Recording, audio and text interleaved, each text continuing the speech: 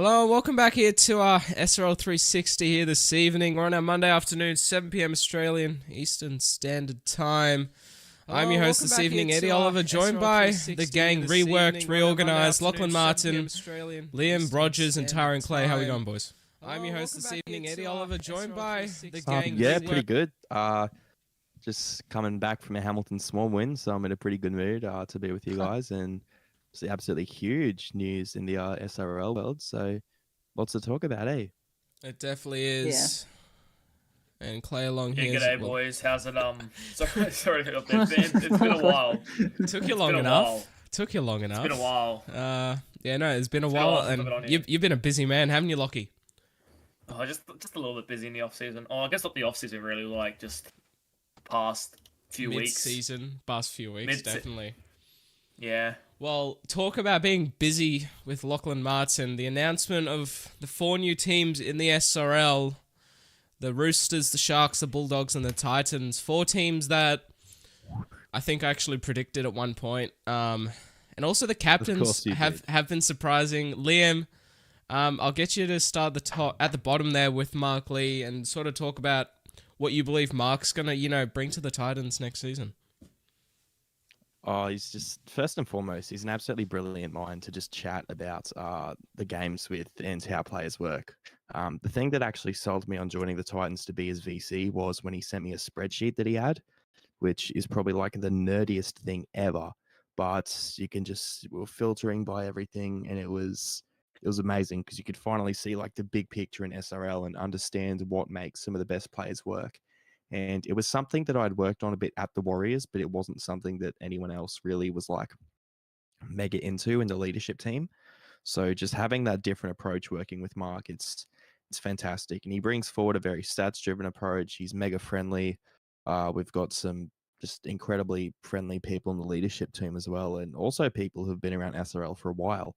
So we're pretty confident and happy going to the season, and I'm more than happy to be here as much as also, I'm enjoying my time at the Broncos right now and at the Warriors for the past 4 seasons.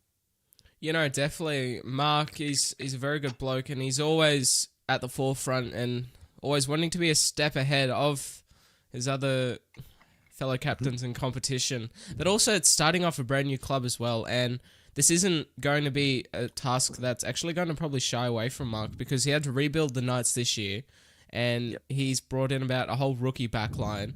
He just got left. He just got thrown the reins on, hey, you have to handle this now. So it's not going to be a task that's going to be too much for him. He'll be able to take it within 2 hands, definitely. Moving on to the Bulldogs with Damien Moana. At the moment, the VC for the North Queensland Cowboys, Damien Moana moving into that Bulldogs position. I'm pretty confident that there's heaps of players out there that want to be there, but I also believe that this will be his first captaincy gig as well, if I'm right about that, Lockie. Yeah, it is. Yeah, beautiful. Yeah, go ahead, Clay. Your thoughts on it? I'm a little bit surprised by Moana as the Bulldogs captain. I thought there were other people that could have got it, but I guess Lachlan's the best at decision making, so I'm not the one to judge. I think it also, you keep going.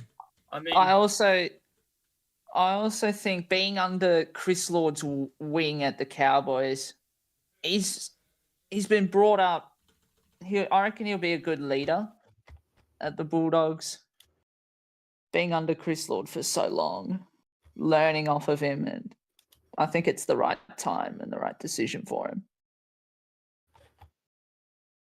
Yeah, Moana, I think he deserves the job. He's been VC I think he's probably the longest serving VC we have in the comp. Been there since season 3. It's pretty much the closest thing to Cows we had this season, the closest thing we have to like sort of vice captains with Chris Lord and Damon Moana both equally contributing to everything they have at the club, with Chris Lord more just having a C next to his name, and that's about it. The difference between them are sparse and far between after that. I think Moana, he was captain, I believe, in the Aotearoa Origin Series, and obviously we saw how good he was.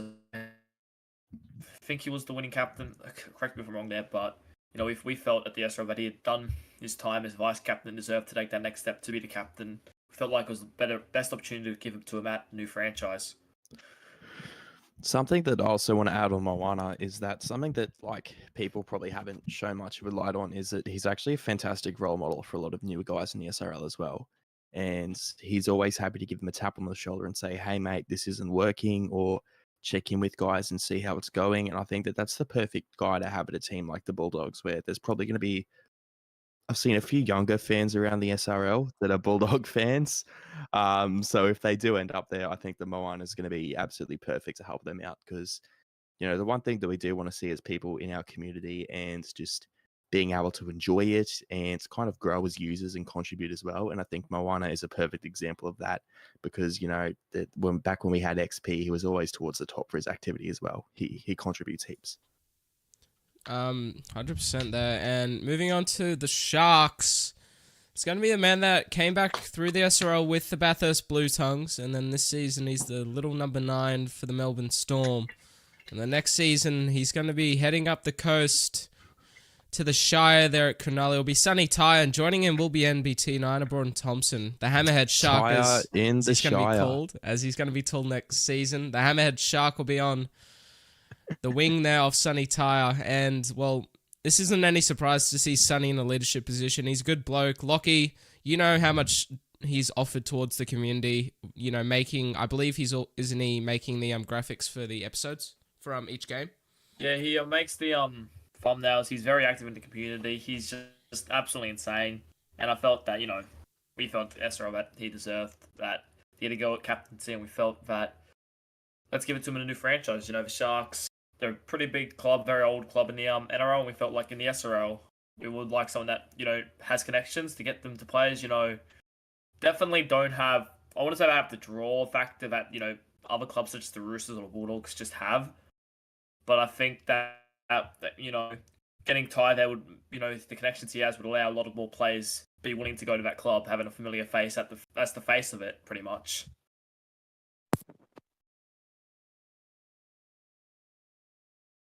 Not really. Yeah, no, definitely. And Sonny Tyre, he's an amazing player, and I've been talking to him in different servers and all of that stuff. He's an amazing bloke. He's humble. He gets the job done. And, I think the leadership group and the SRL staff, along with Lockie, made a very good decision with him there. I like him. He's a very good bloke. And he brought somebody who's an even better bloke along with him to start off a brand new franchise. And moving on to Matty Harris of the Roosters. He's heading out of Manly, and he's going to be heading there to the Roosters. Matty Harris, well, this isn't any new task for him, Matty Harris. The only real challenge that there will be is just having to build a club from scratch, and that's for all of these 4 people who have been chosen. It's going to be harder, but there's been stuff put in place for these new clubs, so they get as much of a chance to be competitive in the SRL next season as do the already existing clubs. Clay, Liam, any words about how you think Matty's going to handle himself next season at the Roosters? Yeah. Personally, he'll handle himself all right. It's Matty Harris. He knows what to do. Yeah, I think with Matty Harris, it's sort of like, at least in terms of the SRL, ignoring rap footy or whatever, this is probably the final frontier for Matty Harris. He's a 3-time premiership winning captain.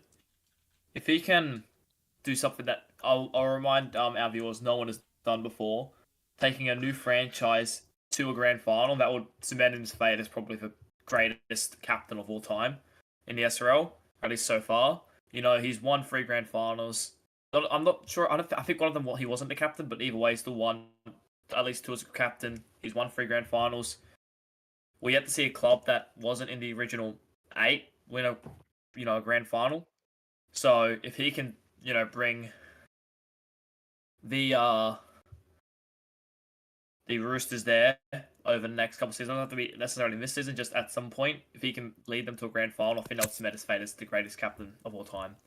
Definitely there. That's probably his next challenge ahead. That will cement him as what Lockie said, the greatest captain of all time in the SRL, and also the pre-existing clubs, besides myself being taken over the Broncos captaincy, there are 3 others that have been reworked for next season due to the departures of others. So starting off, well, Clay, I've already got you here. The South Sydney Rabbitohs, the departure of Liam Ryan from that captaincy jersey. You'll be coming in to take it over next season. How's the job been going so far, and how are you warming up to it? I think I'm warming into it good, but personally, I think I'm going to have a hard job ahead of me. Definitely, it's always hard coming into something that you haven't done before, something that you're not used to. But I'm sure that there's plenty of players around there, Jai Collins, and heaps of players that will help you on. And also Liam Ryan as well. It's not like a captain's going to leave. Like, with Jack Carl, he's been helping me, giving me ideas, and just assisting me around the park when I'm trying to build up a club for next season. So I'm sure Liam will be there for you all the way through until you finally run out into the field for the first time with your side, round 1 next season. And for the Manly Seagulls, well, he's the VC there at the moment, KCK, Kane Chapman-Kenny. He'll be taking up that captaincy role there at Manly, taking over for Matty Harris.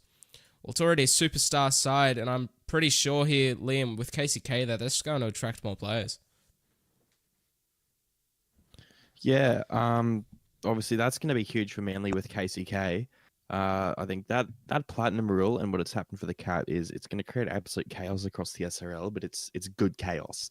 It's the kind of stuff that's going to make captains have to go, all right, I've got to think about who really embodies this team, who's going to win us games.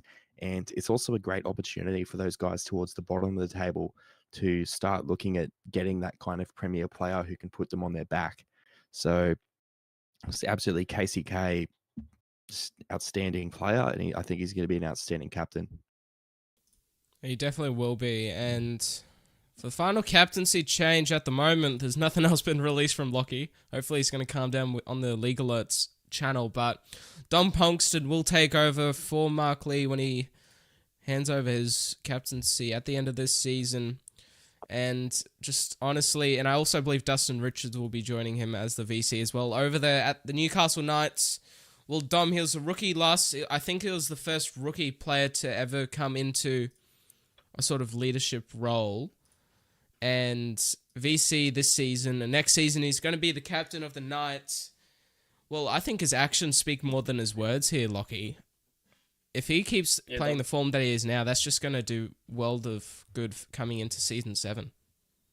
Yeah, he's the heart and soul of the Newcastle Knights. Obviously, I think he is injured this week, I believe. But either way, it's interesting to see how they're going to play without him. But nonetheless, Ponkston is just an amazing player, and he's an even better leader. Everyone look up to him. It's a really good story, Dom Ponkston. He was signed as a youngster over to Newcastle. He went undrafted originally, and then they ended up picking him up later on.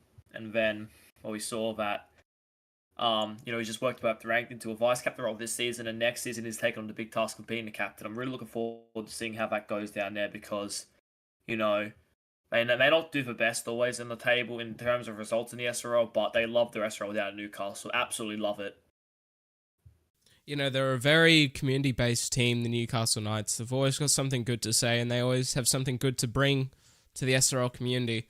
And that is going to be it for all of the leadership announcements in the SRL, and also the addition to the 4 new teams. It's going to be amazing to see how the season unfolds, and especially coming into the off-season, how they build up their squads. I'm sure Lockie will be interested as well.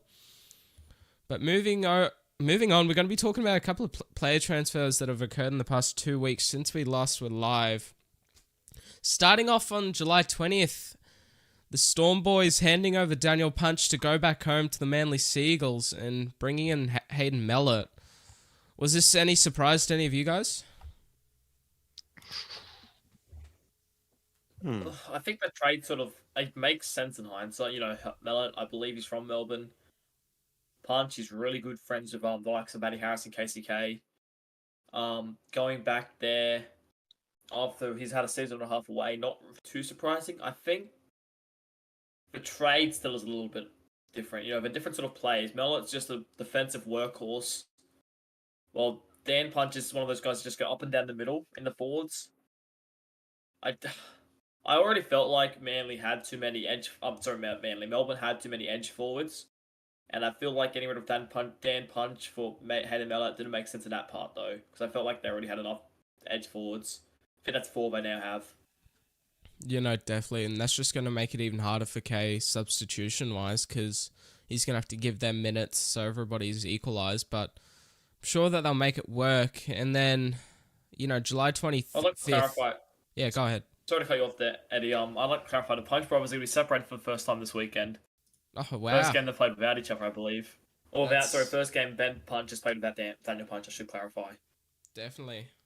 That will be a sight for sore eyes. We'll see how they go away from each other this week. But July 25th, it was Osceola going off to the Manly Seagulls away from Penrith. And then the Panthers receiving Isaac Edwards in the pink headgear. Honestly, I can't tell which side here benefits more, receiving Isaac Edwards or Osceola. I'm taking Edwards. You taking Edwards? You reckon? Oh, yeah, definitely. Taking Edwards. Is Ole a primary half? Yep. I'd Be be taking. primary. I actually disagree. I'd be taking Ole, but that's just my thoughts. I think Mm. I don't think Edwards is built for the halves anymore. I think he's past that. I think I'd like to see he grew up playing fullback. Obviously, ended up finding himself as a half when he went to the Rabbitohs, and then since then he's just always been. Yeah, but it was a dream his time playing up. He used to play up in Queensland Cup area, just sort of bush footy out there. He was always a fullback, and I feel like I'd like to see him somewhere. It's a bit harder with the quality fullbacks we have outside, but I'd like to see somewhere him go back to potentially playing fullback up there. I think that might be his position from now because he's just not working with his kicking game as a half. Definitely. Kicking game is a massive thing. But also for the Panthers, do you reckon, Lockie, they've already got that kicking, half that they need. And Ole on the bench, that just really was just an extra substitution. Yeah. Edwards sort of Look, brings... you could say Edwards does, being a fullback, playing at 5'8", he does bring that extra sort of running game, that extra also bit of strike power as well that the Panthers could be missing. Look, to be honest, I actually disagree. I think Ole should have been their main kicker over, and with Matthews at halfback with Delaney off the bench, to be honest. I know they weren't going that route, but that's what I would have personally been doing. I think that Edwards brings in. I think they've lost their main kicker. I think Ole is a real dominant kicker. I actually quite liked him when he was at Penrith with me. I thought it was a really good goal kicker and a kicker overall. So I do find it quite surprising that they've given up Ole for Edwards. I think. Yeah, that's just my thoughts. Yeah, I think Edwards, I agree, get him to fullback because I don't think we've actually been able to see or properly understand just what he's able to do at fullback yet. Because, let's just a brief rundown of his stats at the moment.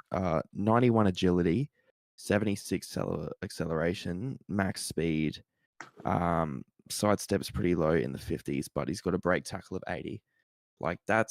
It's not completely there at the moment, but there is a very solid base to turn him into a very good fullback there. And I think that with the more teams coming in, there's going to be less fullbacks around. I won't be surprised if we see some vultures around looking at him saying, hey, come be the fullback. Definitely. Yeah, especially with the 14 teams. I wouldn't be surprised maybe they even go potentially... Well, I don't know now, maybe. If it wasn't for the fact that Cody Manson's done a terrific job the past week or so playing fullback, I'd probably say that Edwards, maybe give him a shot at fullback after this week. But, I think that either way, I think if maybe at some point Penrith give him a shot at fullback, even if Cody Manson, depending on how Cody Manson's going. But if not, if I was a club captain, I wouldn't be... If I was going to go after Edwards, I wouldn't be looking at him in half anymore. I'd be looking at him as an outside back, either a centre or a fullback, to be honest. Yeah.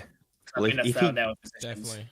If he could play wing, you'd obviously look at that, but he didn't do the secondary position upgrade because I don't think he probably saw himself at Penrith. Who knows? Mm-hmm. But what I will say is the only stat that Mansour has over Edwards right now is agility. And he's got an extra 15 or so on not agility, acceleration. And Definitely. if all I'm saying is if that's equal for Edwards, I'd be making that swap instantly. Yeah, I think especially because we know acceleration can, or according to the game at least, help with kicking. Acceleration helps with short kickings. Which and is I so think maybe wild. if you swap... Well, it is wild, but if you swap them around, maybe Cody Mantle adds a little bit more in the half, so Edwards adds a little bit more fullback. That's a fantastic point too. I actually like your thinking there.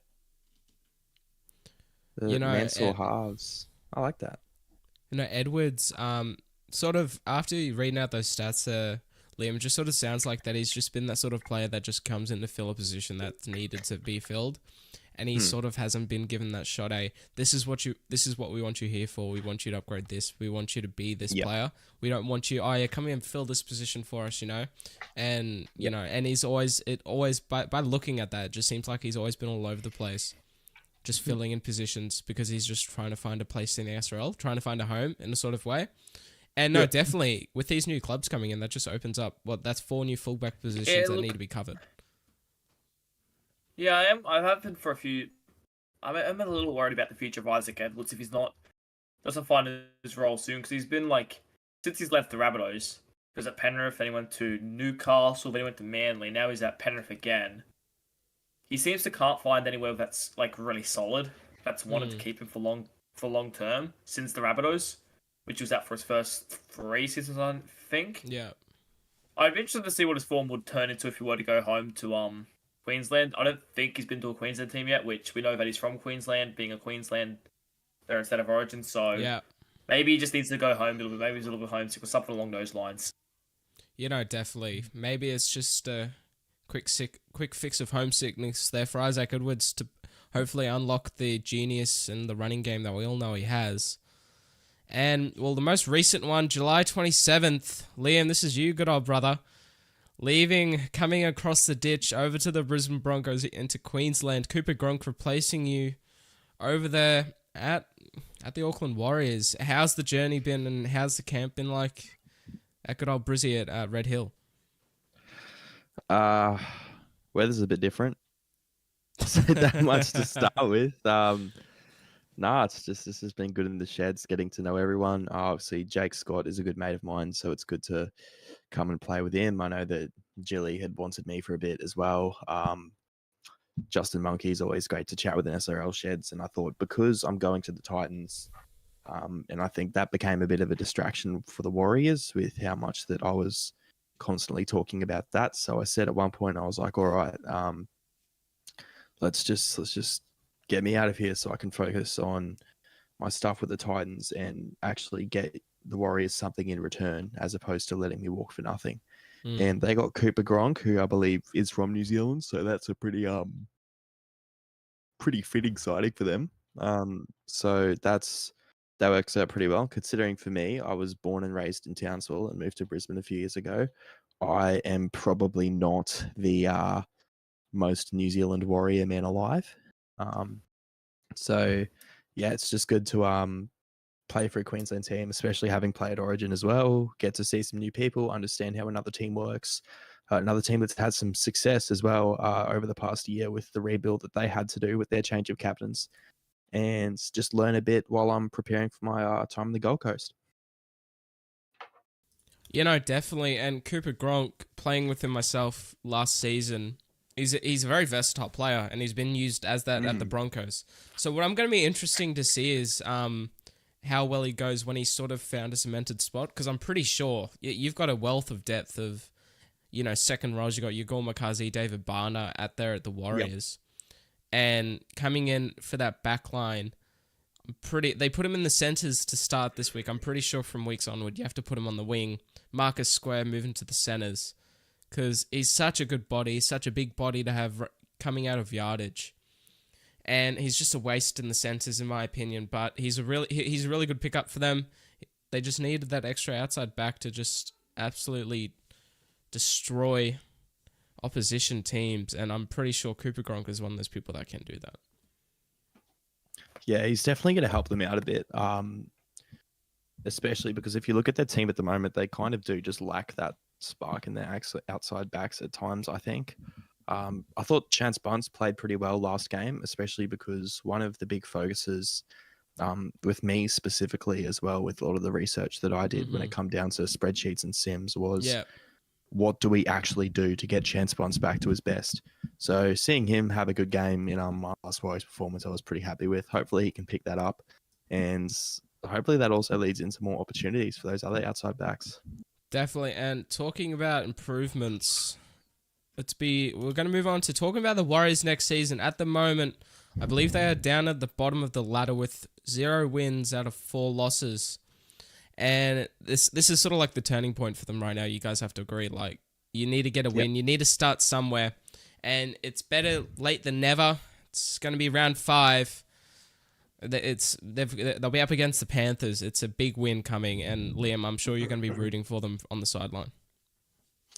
Yeah, absolutely. As I've spoken about, there's no bad blood. As much as I did kind of want to get myself somewhere away so I could obviously focus on Titans more. Because don't get me wrong, I've still got a job to do here at the Broncos, but everyone that's brought me over understands completely that the majority of my time is going to be on building the new club. But yeah, outside of that, I'll definitely be cheering for them. Still got a lot of mates at that club.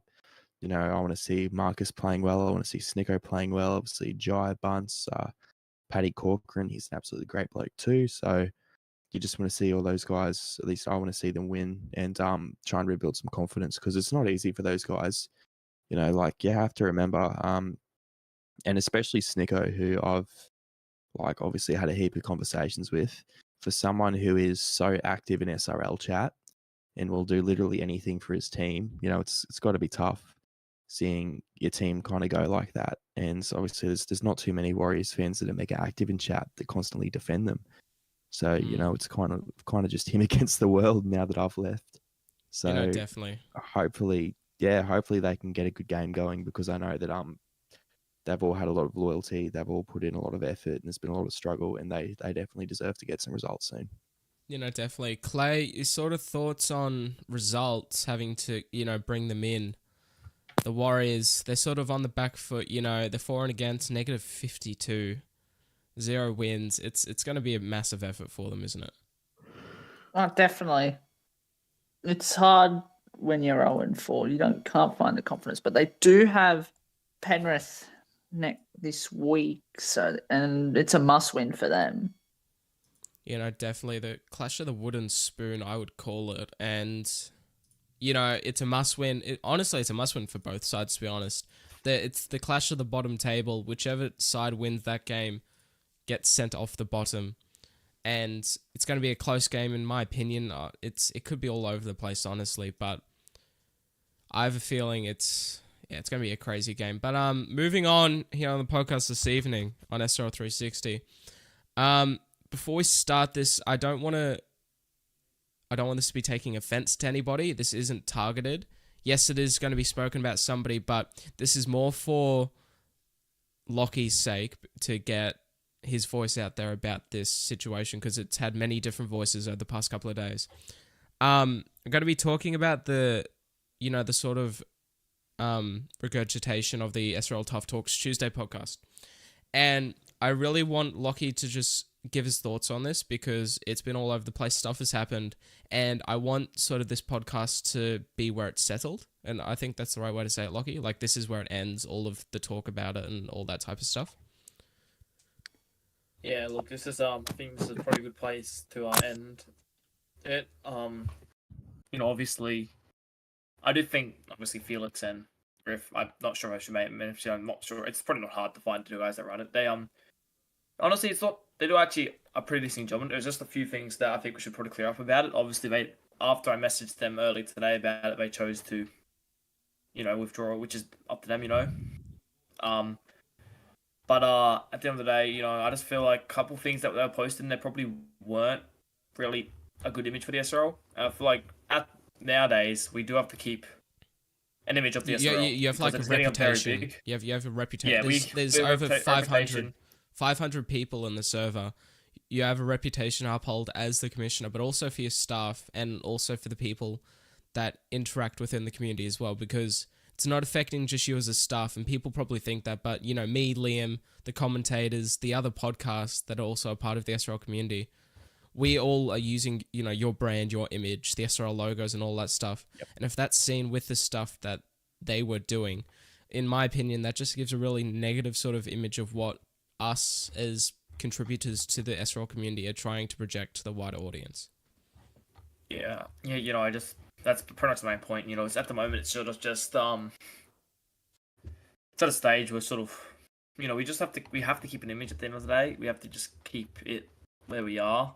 We can't, you know, be posting stuff that is similar to that. You know, I get some people like, it's one of those things where we just can't have it anymore. You know, we have to keep an image at the end of the day. We have to keep it at least semi-family friendly. You know, and there was definitely swearing isn't too bad, but once you get further than that, you know, start making some of the jokes, some of the not safe for work jokes. I'll put it that way, that they were making on their podcast, or not even just post, you know, sort of images of people doing, not images. I guess they weren't actually on the images, but they made a joke about someone doing a lewd act. You know, stuff like that isn't really appropriate in our opinion anymore, and I feel like that's sort of the way to put it. Definitely. I never wanted, you know, the podcast to end or anything like that. That's not at all what I wanted to happen. I just simply wanted them to tone it back a little bit, if that sort of gives them a little more clarity on it.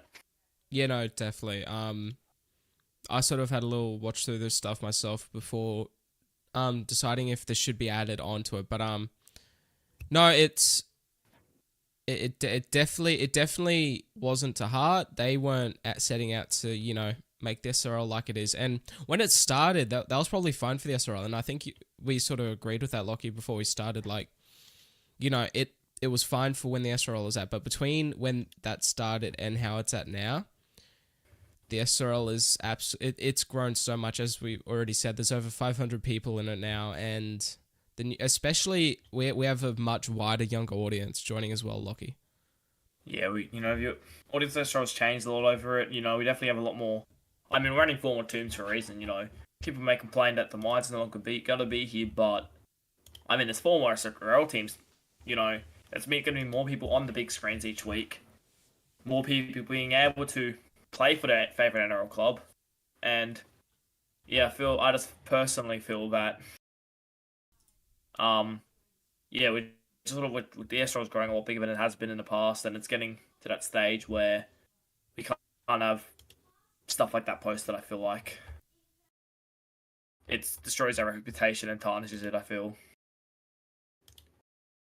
Definitely, and I was sort of up in the air of should I include this evening, but I reckon on SRL360 it's a fresh week. It's the start of the week. We've got amazing games coming up, and I reckon we just leave it here. There's no more need to be spoken about it, and also I think Lockie will probably be saying this is where it ends. Any conversations about it, any sort of stuff. Yes, and also I sort of did this to give clarity. It's not to hate. It's because there's a lot of up in the air and a very storm cloud around the situation. It's been done. If you have any questions about it, sure, either keep it to yourself or ask the SRL stuff. Don't go asking other players because it's dead in the water and we don't want to regurgitate or aggravate the situation. Yeah, I think that's a good point to end it there. Let's move on with the actual more interesting SRL stuff. Definitely it is. And, well, after the completion of round 4, we're going to just be quickly going through the results. And on your Tuesday afternoon, it was the Melbourne's... on your Tuesday afternoon, it was the South Sydney Rabbitohs taking on the Newcastle Knights at ANZ Stadium. What a game it was. It was a 2-point differential in the end. Liam... I'll probably actually go to Clay in this one. Clay, you and Liam got this little trick up your sleeve now. You moved Dixon to the wing, put yourself to fullback. 2 points the difference. You must have been breathing for fresh air coming into full time there. What a game it was. Yeah, it definitely was breathing for fresh air once that full-time whistle went. But I thought we played really well. Fortunate that they got to come back into it, but still got the win. Yeah, no, definitely getting away, and also the Knights, sort of these lower sides on the table, really showing their competitiveness on how much they can actually test the top sides of the competition. And then on your 6 p.m. game in the afternoon, it was the Auckland Warriors taking on the Brisbane Broncos.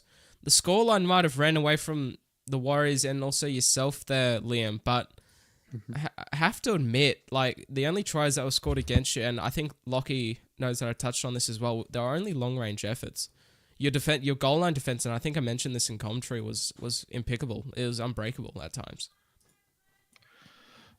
Yeah, that's definitely been a huge focus for us, obviously, and I think there's a lot of the dialogue for us has been around looking at those long-range tries and going, okay, what do we what do we actually do there? Because obviously Clay had an absolute masterclass, hat trick. Full respect to him. He played absolutely brilliant on the day.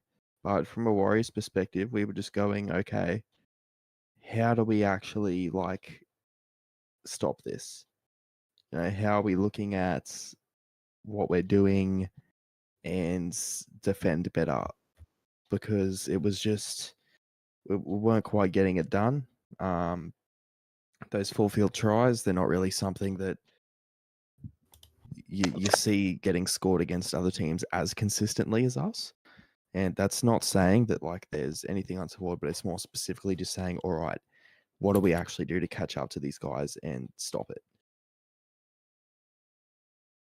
Definitely, the Warriors really, honestly, in ways, did take it to the Broncos, and it was only really that second half, and I think I said in commentary as well, the Broncos either come out firing or then they just fade away, and then they always have those one half good performances, and it's sort of been a real sort of thing in this. Sorry, I read off the wrong stats.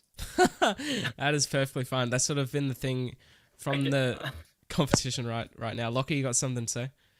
Yeah, I was just gonna say, I guess Liam's probably sort of think if you can't beat them, join them. So Oh, my God. I guess I mean, Gold. we'll fight it honestly, Liam. look, when that game happened, I kind of knew that it was kind of going to be a last stand. Because I think it was at that point I might have had the conversation with Jai. Obviously, I was put on the bench, which I have no problems with because I've told them for ages, like, mate, put me a water boy and I don't really care. But I think the one thing I'm happy with is even though I didn't get sent out a winner, I'd like to think that I put out a pretty decent stint. The try, 4 line breaks, not to blow the end horn too much, but I thought it was a pretty decent game to return to second row in, and it's definitely given me a bit of confidence for what I'm going to be able to do for Broncos in the meanwhile, and also for Gold Coast next season. Definitely there. And moving on to your first game on your Wednesday afternoon, it was the Parramatta Eels taking on the Manly Seagulls down at Brookvale Oval. 6 points the difference. The Parramatta Eels came back late. The Eels dominant all game. It was sort of back and forth at some stages, and I think the Manly side put on 2 consecutive tries, and that was just enough in the end to bring it away, to take the win against the mighty of Para. Yeah, this is one of those games where Paris have just never went away. I personally thought watching the game that it didn't look like Para were ever in a position to really sort of put the foot down and actually potentially win this game. Even when they had that one last play, I don't think anyone really sat there and thought Para will score off this one last play. It was one of those things where I sort of feel like I don't know. I just feel like at the moment there are a few cracks forming at me. And I don't know if they're going, what is it, 3 wins, 1 lost, but they only just beat Rabbitohs. They lost to Melbourne, which there are definitely some errors in that game. And Para, I personally thought they should have beat Para by more. It should have been closer than it was, and there's nearly 60 points put on in one game. That's crazy. It was a very close game.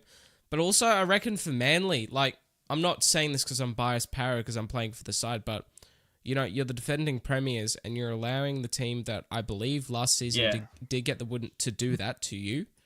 That should be alarm bells ringing for Matty Harris and, Casey K over there at the Manly side, because that's not the only close game that they've had. The Melbourne Storm really took it to them. They won. They held on this time, the Manly side, but if they keep doing this to themselves, for and against will be affected a lot. And coming towards the back end of the season, if you're tied up with the top of the table and your for and against isn't where, most people believe it should be, it could really come back and bite you. Yeah, I personally feel looking at these, looking at least the Manly side, that I just feel like they're a little bit off at the moment. They've had some individual players that have been brilliant. I believe this week they've swapped Dingo and KCK once again, which is definitely the right move. I feel KCK is definitely the better half, Dingo's definitely the better fullback, and that shouldn't be touched again because I definitely feel like that hurt them this game. I just feel that that Manly as a whole, they're just a little bit off at the moment. Just something about them, they're just a tiny bit off. They have the Knights this week. Be interesting to see how they go since the Knights have been pretty decent this year so far. But they need to find some form for him. I'll be interested to see when they verse the Cowboys how they go, because that's really for benchmark at the moment, I feel. It definitely will be. The benchmark of the competition will be the Cowboys. And moving on, it was the Canberra Raiders taking on the North Queensland Cowboys. The 4 points the difference at GIO Stadium. Down in Canberra, the Cowboys, they looked on top all the way through, and it was sort of this similar situation, Clay. The Raiders, I should say, coming back late. In the end, it was 4 points the difference, conversions, and just not really having the best of field position during the game was the downfall. Yeah, 100%. Just if Canberra can click and get 100%, then they could be a side to look out for. And it's definitely this is sort of like the scenario for Canberra this season. They're always coming up against the top sides for these close games. And in the end, the only time that they've actually come away with it was against the Panthers, that 1 point field goal, I believe it was. Or and 2 then points. also, I think they beat the Eels. And also the Eels at the very beginning of the season. That was 2 points. And that was just down to goal kicking. So this is sort of becoming the norm here for the Canberra Raiders. And especially against these top sides who have the class to, in those situations, to either take that 1 point or just score that long field range try that those top sides can. You know, the Rabbitohs, the Cowboys, the Seagulls. This could be very interesting to see if they actually make finals this season. Yeah, look, the Raiders have just they actually nearly missed finals last season. They're sort of in a similar position that they were this time last season, where they're competing very well. They're always in the game. And even against the Cowboys, you know, they were down, I think, 22-6 at one stage, and then they scored 2 tries to get them back into the game, but then they just weren't able to do the finishing touches to get the victory. You know, if they just had a little bit more go their way, they're able to compete these top sides, but just at the moment, they're just a little bit off against them. If they get those things that are a little bit off right, then I feel like they can still be that grand final runner-up / winning team that we know that they can play to, because we've seen how good they have been at points this season. You know, definitely, and I'll do the last one myself, go to get a bit of a move on. The Melbourne Storm up against the Penrith Panthers, 28 points to 22. The Panthers coming out with their first win of the season at the mighty of Amy Park down in there in Melbourne. It's a very hard stadium to come to, but especially to win at. They proved all the doubters wrong there on your final game on that Wednesday evening. And then after the game, the ladder been reworked a little bit. Some sides moving up, some staying where they were. Cowboys at the top, you know, I don't think that there's any surprises there, is there? Cowboys at the top. They haven't lost any games all season. They've been consistent since the very start. South Sydney Rabbitohs, 3 points, I should say 3 wins to 1. Some of those wins were very hard fought, very close in the end, but they deserve to be where they are.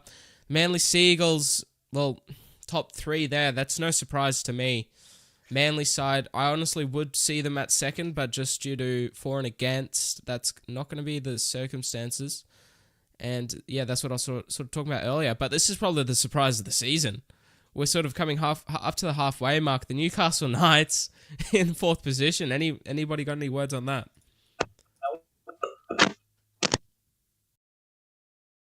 The Knights have been, I think I've been quite surprised. A lot of people have been going so far this season. They're just definitely shocking a lot of people. I think they're playing very good footy, to be honest. They're playing a footy where it's just sort of scrap and wrap, just fight for everything, all effort, never give up. And they've actually got a few wins out of it. I know they had that 30-minute period against Brisbane where they got flogged 30 and conceded 36 points. But other than that, there's been despite them being favourites in the Wooden Spoon, there's been no area where I've looked at and it's gone, that needs to pick up. Other than that, they've always just had all efforts in every single play they've done. Definitely. And also, they're for and against.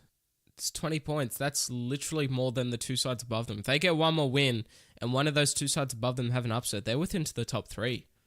And that is a very good spot to be coming into the halfway mark. It gives you a bit of leeway to the rest of the competition, but also a bit of confidence for yourselves. Hey, we can do this, And hopefully they can take that coming in towards finals. The Melbourne Storm coming at 5th at the moment, winning 2 out of their 2 games. Kay's done a really good start there with them. They've had their ups and downs, but I reckon their biggest moment here, Liam, was the Battle of Brookvale. Yeah, absolutely. Well, just that finish for them to be able to go toe-to-toe with one of the most dominant teams that the SRL has ever seen in their first season, but also come away with a win. It was pretty huge for them, and I think that that's something that's kind of instilled a lot of belief and confidence in their team. Because like the fashion at which it happened as well, with Bonsakahu coming through and scoring that try, and it looked like towards the end that they kind of just scrambled back in it, and they were able to look towards a guy playing his first game to be able to step up and get the job done, and that's as good as it gets. See, Corey Bell against his former team, you couldn't keep him out of it with 8 line breaks. Will Kay had a great game. Blake Harris, I think he's been hitting some absolutely spectacular form at Melbourne at the moment. And there's a lot of good things going on over there. And I think that was a huge moment for them. It's obviously enabled themselves to be able to believe in themselves just a bit more. I think that loss to Penrith is probably going to dent them just a little, but they've still got a lot of good things in their team that they can look forward to the rest of the season with. They definitely can, and sort of what we're going to call no man's land here in the middle of the table. In between the top and the bottom, the Canberra Raiders sitting at 6th position, ups and downs, they're equal wins, they're for and against, and honestly, what's come down to where they are is just those close games, not being able to get it done in some circumstances, but then being able to fly all the way with their 1-point finishes. And the Raiders, they definitely can click into gear. They showed it last season. And their side hasn't changed, not a lot. They've still got their forward pack there. They've got their leadership team. They even brought in an extra half in Rohan Kaval. So they should be looking to fly and looking to do what they did last season, I believe, Lockie, just to click towards the back end. And that's all good. No, we're moving on here. It's crunch time here on SRL360. 10 minutes to go. 70 on the table. For some context for our viewers, if I'm typing something, Joel's doing it at the time, I know I'm professional, but I'm the commissioner. I have some stuff that people messaging me over. If that happens, I am unable to, for whatever reason, I'm able to listen and type at the same time. So apologies about that, Eddie, and the rest of our audience. And moving on here to 7th, the Brisbane Broncos. I would love to see them a bit higher, but that's where they are standing at the moment. And all it is just for and against. That's really holding them back from clicking into that top 4. That's all it is for all of these sides from the Broncos up. It's just for and against to get into that top 4. If they get one extra win, they'll be flying. But the Broncos, they've had up and down forms. They've won the games very confidently that they were expected to win. Some other cases, they've had really close finishes and sides have just come up against them in the last, 20 minutes and just take it away. A very good example would be the very first game of the season where they started really well. I expected them to do that.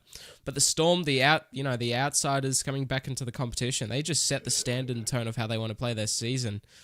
Liam's getting tired. It's coming to bedtime and going further down the table. And it's nearly 8 o'clock here. I'm getting tired of seeing the Broncos not up top where they belong, bro. They got their missing piece now. Let's go get some wins. There you go. Parramatta Eels coming 8th. Yeah, bro. We'll be looking for a win this week against the South Sydney Rabbitohs. For and against, again, 8. We just need one more win. We're going to be up there, definitely into finals territory. Very good side. Sort of changed up a little bit, moving to 6. Marshall, moving back to that deserved 9 position where I believe you can get the best out of Jordan Marshall. Very close game that we'll talk about very shortly. Penrith Panthers down the bottom. Well, they've come away with their first win. For and against is killing them. -61, the lost in the comp. It's going to be very hard for them to find finals with that for and against. They can start winning games, but with how close the finals positionings are, it's going to be very hard with that for and against. And down the bottom, the Auckland Warriors at the moment, 4-0. Still got a game of footy to be played this week. 4-0. Wow. It's going to be tough, but again, I've been saying it all during the session here this evening. They just have to get something started, don't they? Yeah, definitely. They definitely do. But that's the ladder here after round 4 on SRL360, and we'll just be touching on the games coming up in the week. On your Tuesday afternoon, it will be the Newcastle Knights taking on the Manly Seagulls down there in Newcastle. McDonald Jones Stadium it will be. And the Knights at home, well, we all know how tough a Newcastle crowd can be when they want to get on and turn up, this could be a very tough contest. Definitely. I think Knights will be up for the fight with their home crowd behind them. It'd be a very good game, I reckon. I'll be tipping Newcastle for that one. Bit of off the table, off the cusp. And moving on your Tuesday evening, your 6 p.m. game. Well, this is probably the clash of the round for me. It's pardon? I'm not telling you that the games you just said are on Wednesday. You're going in the wrong order. But oh well, we'll just keep going. I'm a dumbass. Anyway, Wednesday, I was gonna say, Wednesday, 6 p.m. It's going to be your North Queensland Cowboys taking on the Melbourne Storm at 1300 Smile Stadium up there in North Queensland. And We well, call this it is 1-300 Smiles. Mate, I've been calling it 1300 for 17 and 3/4 years. I'm going to be doing it for another 50. It hasn't even been named that for 17 years. Yeah, well, I'm calling it 1300. Anyway, I'm going to be going with probably, it's a tough one. Liam, you got your thoughts on it? Cowboys in a tight one. Very tight one? Yeah. In a tight one, I think that Storm I agree. definitely have a lot that they can throw at them. But I do think that the class of the Cowboys it's something else at the moment. I do think, obviously, the form team of the comp, they've done it before in previous seasons. I know last season was a bit of a blip for them, but all they had to do was kind of just get back on track, get some spark in their team. And I think that with Kieran Wells moving to full-time hooker, what Wallace is doing at 7, obviously they've got that final run of Moana at 6 for this season. So I think that they've definitely got a lot there. And I think Kobe Kelly, despite all of his antics, has been a pretty fantastic crikey too. Because Definitely. Looking at all the rookie wings, I think him and Rashford have probably been the major standouts. Definitely. Yeah, something funny about the Storm this season is so far they've been done really well against teams they should lose to, and have been really bad against teams they should beat. Their losses have been against the Panthers and Eels, and their wins have been against the Manly Seagulls and the Brisbane Broncos. Oh god. Yeah, no, I definitely. think coming into the season, I would have probably said that would be opposite that rather than what it is. It's like the NRL Parramatta So Eels. based off that, with everyone thinking the Cowboys probably going in as favourites, I probably would want to bet my money on the Melbourne Storm coming up the win. But that's just me. Definitely, I might go with that one there as well. And then moving on to your first game that Wednesday evening, it's going to be the Penrith Panthers. We'll be heading to the foot of the mountain down there at Penrith to be taking on the Auckland Warriors at Bluebet Stadium. And I believe this will be probably the first time during a normal season game, Lockie, we're going to be having a sideline commentator in the box as well. And that's what we're planning for, at least. Hopefully, fingers crossed. And what a game it's going to be. It's going to be an amazing game. Honestly, it's the clash of the bottom table. This could go either way, honestly. I don't want to give an opinion on it because it could be completely wrong. Yeah. Spoon bowl. Spoon bowl? I think Warriors, they're definitely going to fire up, especially after the trade. I think that after all of what's kind of happened, they're just going to sit themselves down and say, all right, back to business. It's going to be an away game. Penrith, they've got their win as well, but I think that they're going to be looking for more because these are two teams with a lot to prove, like a lot. Because Knights, we all predicted them for the spoon, and Mark Lee has gone ahead and made us look like absolute derricks. He's done outstanding work, and we're left here with egg on our faces. But those two teams are going to be looking at that and saying, "All right, now it's our time." Definitely. Lockie, anything to say or? Yeah, look, I think it's now or never for the Warriors. If they want to make anything of this season, I don't just mean I don't just mean avoiding making finals. I mean sort of if they want to make anything of this season, avoiding the spoon would be a start. They need to win this game. If they lose this one, puts them 2 wins behind Penrith. I think they'll probably be 2 wins behind their most other teams. Yeah. So meaning the spoon will be a lot harder to avoid if they lose this game. If they win though, not the worst result. It definitely is. That's a stupid thing to say, but if they win, it gives them a little bit of hope going into the next couple of weeks. It's all you need is just that one thing to click, and you can build off of it, and you can use that as the foundation to just slowly climb your way up the table, or just climbing your way up and building towards next season. It's however they want to take on the next challenges that are up ahead for them.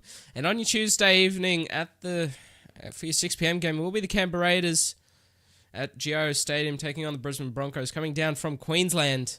And this is gonna be a cracker of a game. The Raiders, they're coming away. Raiders coming away with a loss against another Queensland side. I'm sure that they're not going to want to make it easy for the Broncos. You're down there, the Green Machine in the heart of Canberra, Geo Stadium. The Viking clap will be high and loud as usual. This is going to be a hard game. Lockie and Liam. How are you boys feeling going into this one? Yeah. Do you want to go on, Liam?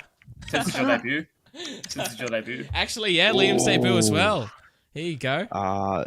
Yeah, no, well, I'll tell you what, that's a pretty cracking game to have for your club debut. I think hopefully I'm able to step up to the occasion. I think getting involved with everyone over the past week, getting to know them, moving to the Sheds more has been pretty fantastic. Obviously, it's a bit of a change moving into full-time second row for the end of the season and likely at the Titans next year, because obviously we started the season as lock, it was my preferred position at the time. And it kind of still is in the long run, but, sometimes you have to be realistic and go, all right, I'm not going too good here, and do what's best for the team. And, yeah, it'll just be good to get back in that position and obviously play as good as I can, because, that Broncos left edge, getting to play with Gilly, who I got to play a bit with in Queensland, which will be pretty awesome. I've got Lachlan going through the middle, Justin Monkey going through the middle. There's a lot of class in that team. And Simon Hunt. Simon Hunt. There's Jake Scott starting. It's huge. So as long as I do my job, run my lines, make my tackles, and who knows, maybe bag a few tries. We'll see how it goes. Here we go. Well, I've got a plus 500, a plus 8 coming soon as well. So after this round, I've got one as well. It's going to be good. So I'm going to love it. I'm just going to keep getting better with the Broncos, and hopefully we can make that charge into the finals and go a bit better than last year. And it Definitely all starts will be. now. And then your first game, but the final game that we'll be talking about here this evening, will be heading down to ANZ Stadium, the home of the South Sydney Rabbitohs, and up against the Parramatta Eels. I'm always going to be biased, and I'm going to go the Para will win. Be a close game, 1-8. It's my opinion. Clay, I already know you're going to go for the Rabbitohs. Yeah, I'm biased too. I reckon it's going to be a very close contest. I reckon there'll be 8 points in it. I hope that the 8 points do go Para's way. No. Any thoughts on this one, boys, or we're about to end it off here this evening? 1 minute overtime. The Rabbitohs have managed to keep it really, Rabbitohs. They also managed to always keep the games really close. So I'd expect nothing less of over Rabbitohs. It's just probably a class above them, and there would probably be another. I think the game will go very similar to how Manly's game went last week. Definitely there. Yeah, I always have this feeling that whatever team the Eels verse Lockie, and looking at previous results, they take it with them with the scoreboard, no matter how high they go, and just in the end, we don't have enough to get it done. Would you agree with that? Well, they got some points in them. The Eels, they definitely got some points in a right. Yeah, they definitely do. Yeah. I reckon. I think it's more dependent on, I guess, if they can defend, keep them from scoring. Definitely. Because usually, that if the Eels can forget to get the defense in order, they genuinely would be a serious contender. Like, I'm not even joking. If they can get the defense in order, I feel like they have no trouble scoring points. Definitely scoring points is a thing that hasn't really been a problem for us this season. Just defense, and also I reckon we just need to be the team that does set the tone, because the teams that we've come up against, they've set the tone, then we've tried to match it, but then we're not able to go that, step above, because they get surprised that we can match it, and then they go that extra step further. So a very interesting game. I hope the Eels do take it away 1-8, but it's very up in the air. Clay we'll be going Rabbitohs, but fortunately for myself, I'm tired, and also Liam Rodgers. That will be it here on SRL360 this evening. Thank you, boys, for coming along. Thank you very much to the viewers for staying around a bit longer than usual that I would have wanted it to be, but it's over and done with. And I think we'll be sticking to this episode every 2 week schedule. I do like it. I get a break off on my Monday. But thank you very much for joining me. I'm Eddie Oliver, joined by the boys, SRL Commissioner and Lachlan Martin. Debuting this week for the Broncos, Liam Rodgers. and your South Sydney Rabbitohs captain for season 7, Tyrone Clay. Enjoy your night. I've got one last promise. If you boys are okay with this, if Okay. I don't score a try this season for the Broncos, when the season is done, I'll upload me singing a cover of Green Machine, the Raiders song. Oh, my- yes. Hey, Yeah. hey, bro, if you need anybody to edit that stuff, come give us a shout Yeah, out. I know the guy. Yeah. Anyway, thank you guys very much for joining us in SRL360. We'll see you guys in the next 2 weeks. Enjoy the games coming up in the round. Enjoy your evening. For joining us in SRL360. We'll see you guys in the next 2 weeks. Enjoy the games coming up in the round. Enjoy your evening. For joining us in SRL360. We'll see you guys in the next 2 weeks. Enjoy the games coming up in the round. Enjoy your evening. For joining us in SRL360. We'll see you guys in the next 2 weeks. Enjoy the games coming up in the round. Enjoy.